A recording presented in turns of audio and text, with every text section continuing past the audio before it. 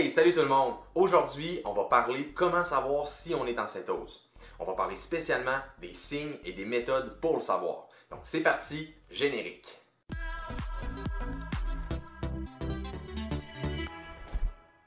La première méthode pour savoir si on est en cétose, c'est à l'aide des bandelettes de cétone pour calculer le niveau de corps cétonique dans notre sang.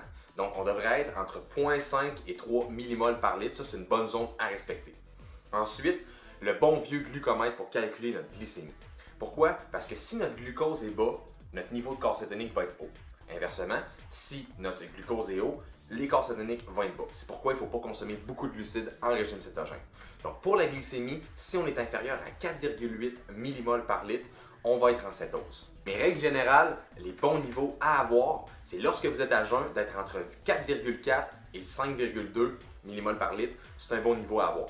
Et juste pour vous donner une idée, si on fait un jeûne de 24 heures ou un jeûne de 3 jours, notre niveau de glycémie peut descendre à 3,2 millimoles par litre, ce qui est considéré un peu comme de l'hypoglycémie. Pourtant, on se sent super bien parce que notre niveau de corps cétonique va être haut. Les signes qui nous montrent qu'on peut être en cétose, on a moins faim, on a moins de rage de sucre, on se sent plus allumé, plus d'énergie, plus concentré. Ça, c'est des bons signes qui font en sorte qu'on, et en plus on perd du poids. Ça, c'est des bons signes qui montrent qu'on est en cétose.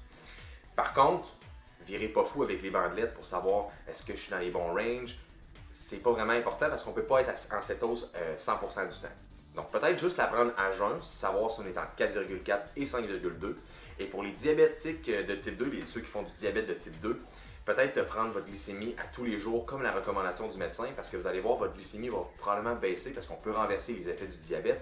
Donc si vous diminuez trop à l'aide aussi de la médication, c'est important d'être quand même alerte et d'en parler à son médecin si votre glycémie baisse.